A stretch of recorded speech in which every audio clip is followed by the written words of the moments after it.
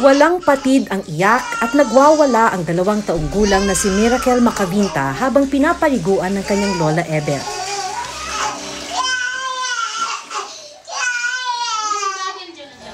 Nagbabalat at nagnanaknak kasi ang mga sugat sa kanyang buong katawan. Ipinanganak na may tinatawag na epidermolysis bullosa o butterfly disease si Miracle.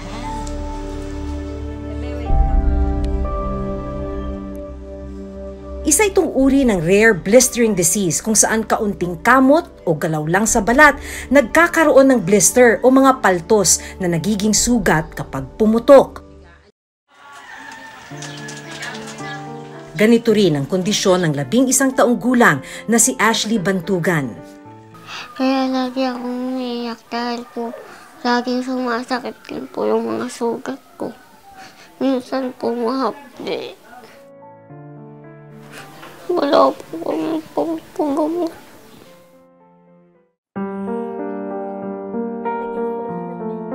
Ang 9 taong gulang na si Angel Kahayag may sakit na tinatawag namang osteogenesis imperfecta o brittle bone disease kung saan nagiging marupok at madaling mabali ang mga buto. Isa rin itong rare disease gaya ng butterfly disease. Sa kabila ng masiselang sakit, patuloy sa pagpasok sa eskwelahan sina Ashley at Angel. Hindi nila hinahayaang maging hadlang ang karamdaman para patuloy abutin ang pangarap.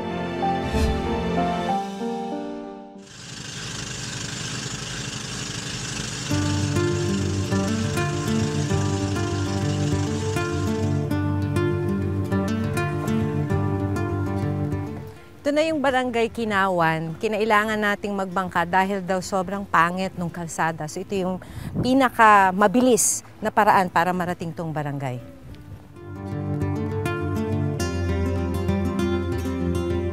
Matapos ang 4 na oras na biyahe mula Maynila, narating namin ang bahay ni na Ashley.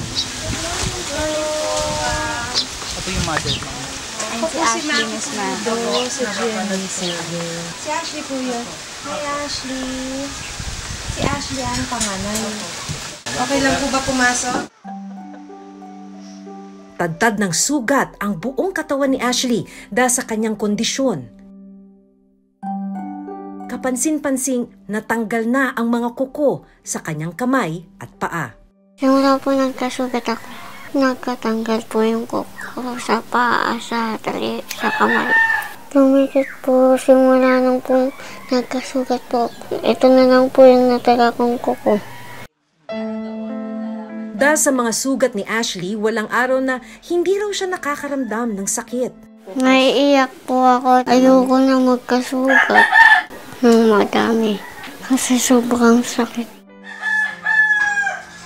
Mula nang siya'y ipanganak, 1 beses pa lang na ipatingin sa doktor si Ashley. Paglabas niya po, napansin po nung midwife na may nakalobo pong kulay pula po sa kanyang paa.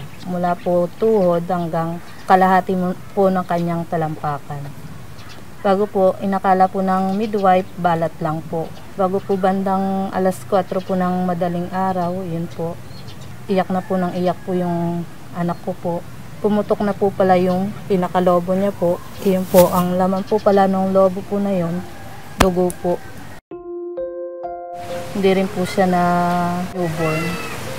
Newborn screening. Yun nga po, wala pong kapera-pera po. Bali, ang pera lang po namin nun, pang bigay lang po sa midwife na nagpaanak po sa akin. Gusto mo sana nun syempre. Opo, naidala na siya sa ospital. Opo, gustong-gusto po dahil po nahirapan din po sa naawa din po ako sa anak ko. Dahil po iyak na po ng iyak. Kaya lang po wala rin pong magawa. Pinatingin ko po muna siya sa pediatrician. Binayopsi din po siya nung derma po sa Olongapo po. Ito po yung medical abstract po ng aking anak na si Ashley Bantugan. Ito po yung na-diagnose po siya noong July 2, 2008. Siya po na-confine. Gustuhin man daw nilang ipatingin sa espesyalista ang bata, wala naman silang ipantutustos dito. Kasi po dito sa lugar namin mahirap po ng daan.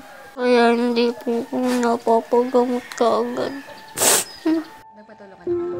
Dahil hirap sa buhay, hindi rin mabili ang ointment na pantanggal sakit sa kanyang mga sugat.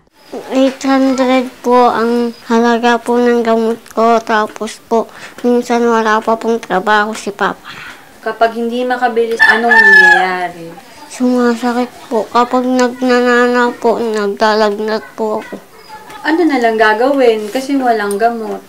May lalagay si Mama na langis.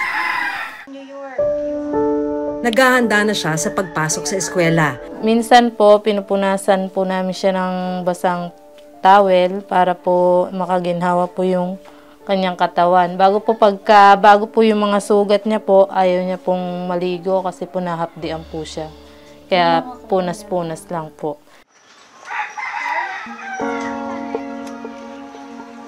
Matapos makapagbihis, diretso na sa pagpasok si Ashley.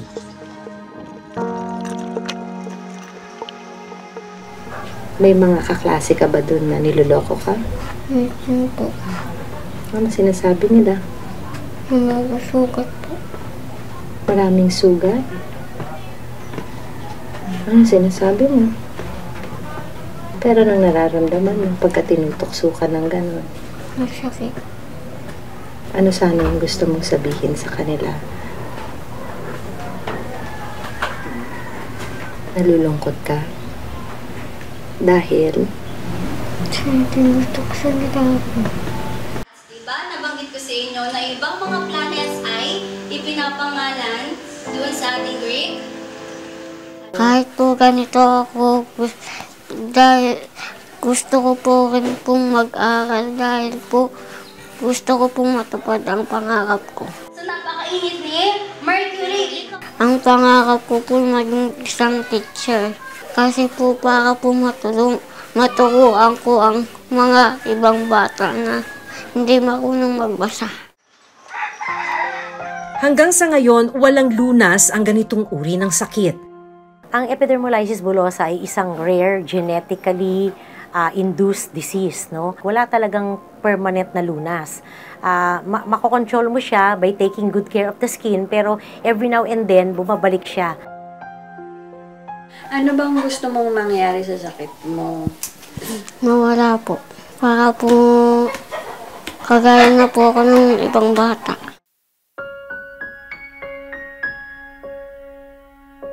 Anong gusto mong sabihin sa mga batang katulad mo? Huwag sumuko, lumaban lang po. Dahil itong mga pagsubok natin ay makakaya ito kung tumitibay sa ating lakas ng loob.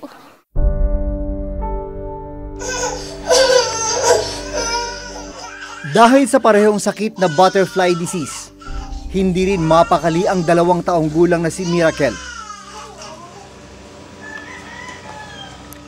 Matapos paliguan, pinahiran ang buong katawan ng bata ng petroleum jelly. Para po pag nagkamot din, kumbaga dumudulas lang po yung kanyang mga kuko, mga kamay. Tsaka po, nagdadry po yan, mangangati pag nagdry siya.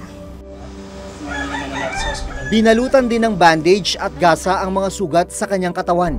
Magastos po ko sa magastos kasi imagine po yung petroleum jelly na ganun, 1 week lang niya. Tapos pag may infection po siya, kailangan either may iinumin siya, di papacheck up mo po. Dahil sa mas malalang kondisyon ni Miracle, limitado lang ang kanyang pagkilos. Hindi rin siya nakapaglalakad dahil dikit-dikit na ang kanyang mga daliri sa paa. Wala na ring balat ang kanyang talampakan at halos matakpan na ng mga sugat ang mukha ni Miracle. Merong 2 pa na daliri dito, tsaka dito rin. Yung mga 2 yung liliit, yung mga dulo na lang. Pero itong 3 po, magkakadikit na sila. Sa kamay naman po niya, nawala lahat ng kuko. Pero mas maigi naman po, kasi pag nagkamot siya, yun po, nagsusugat ng todo-todo. Ano po yung pinakamasakit na parte? Yung tinitingnan mo siya yung itsura niya. Masakit sa puso mo ba nakikita mo sa itsura? Bakit siya ikaw? Umaasa na lang ako na Sa milagro na gagaling pa. Yun lang naman sa akin eh. Yun na lang hiling ko. Kaya nga yung panahon ko, kung hanggat kaya ko, hanggat pag tumanda man ako, hanggat kaya ko siyang alagaan.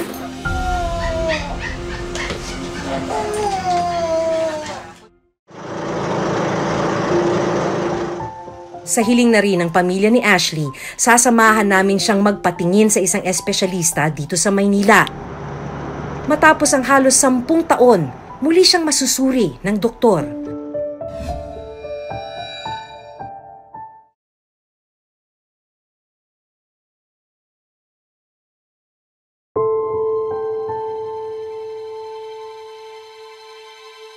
Taong 2012 nang makilala namin ang nooy 2 taong gulang na si Angel Kahayag.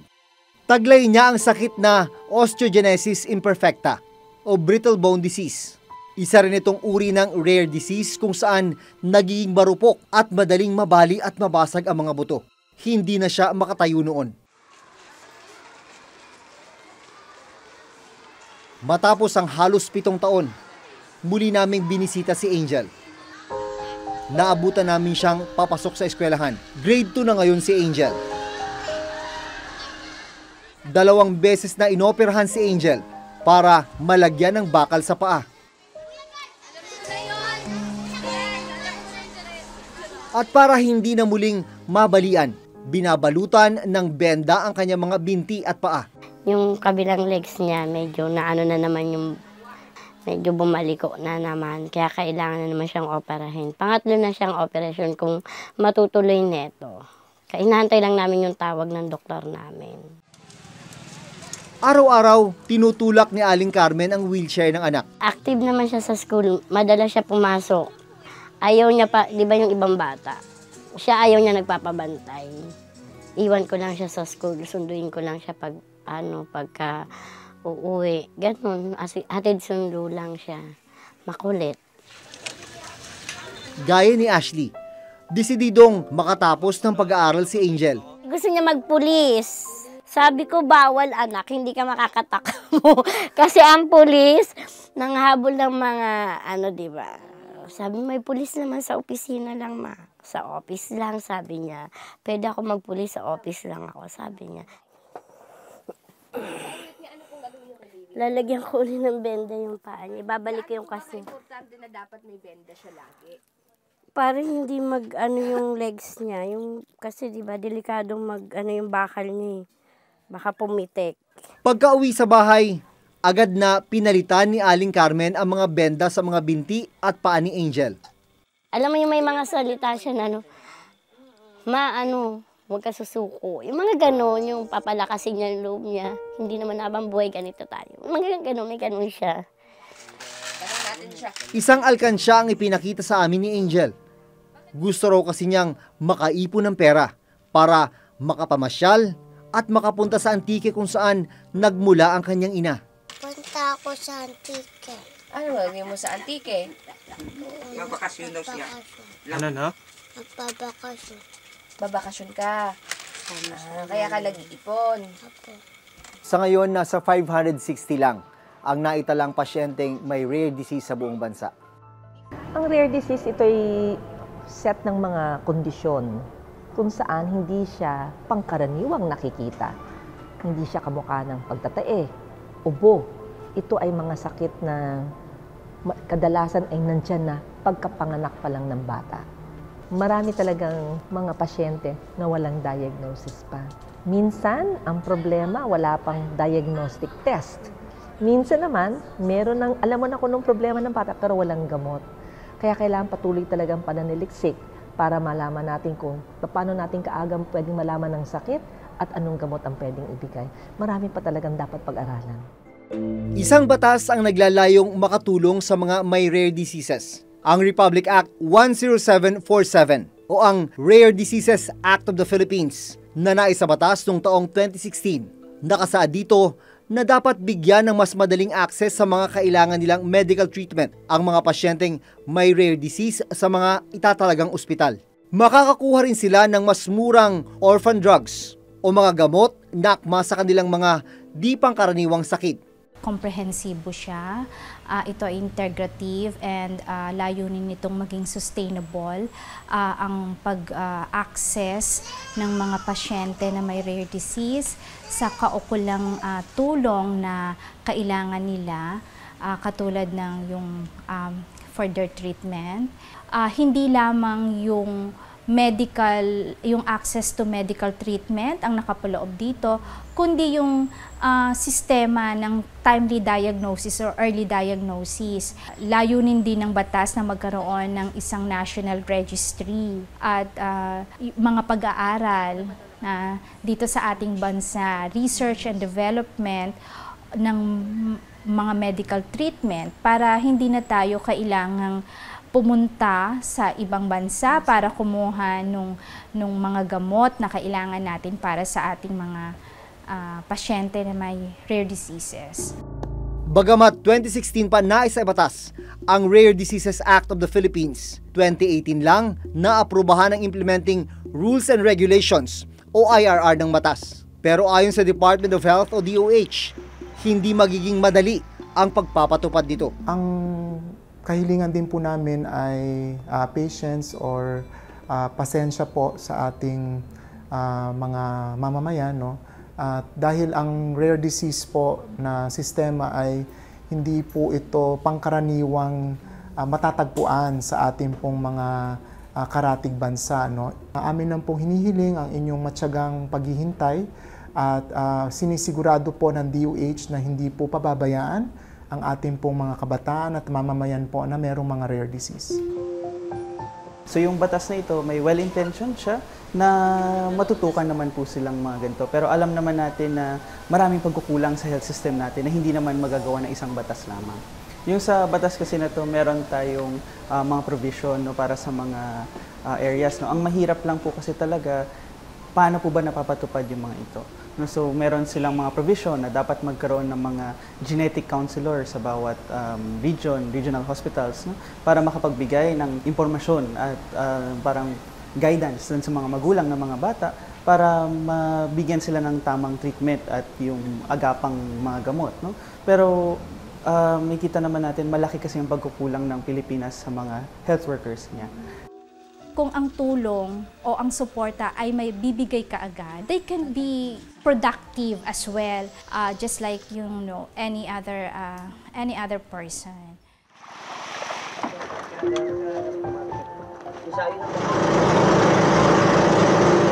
Nito lang Miyerkules, sa hiling na rin ng pamilya ni Ashley, sasamahan namin siyang magpatingin sa isang espesyalista dito sa Maynila.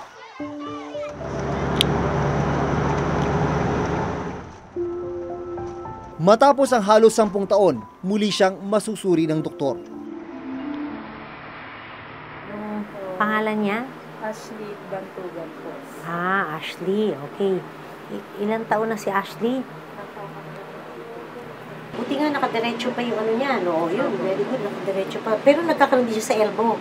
Buong katawan, no? Opo, nagkakaroon. Tingnan natin yung...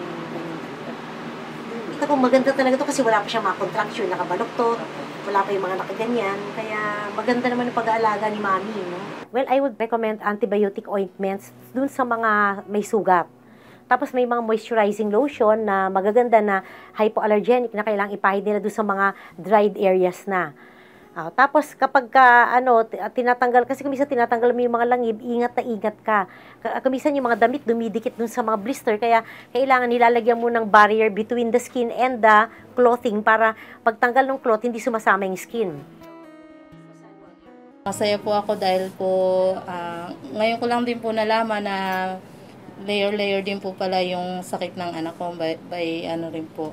Bali po yung sa kanya, nalaman ko po na hindi ganun po kalala.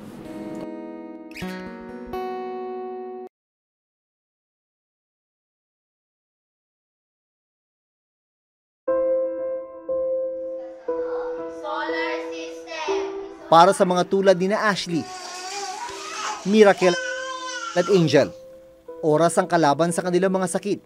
Unti-unti kasi silang pinahihina ng kanilang di pangkaraniwang karamdaman. Wala mang lunas sa ngayon sa kanilang mga sakit.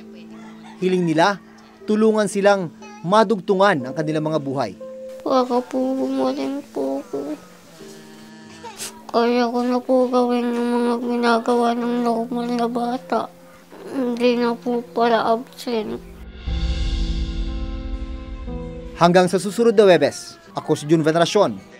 Ako si Maki Pulido at ito ang nakatala sa aming Reporter's Notebook.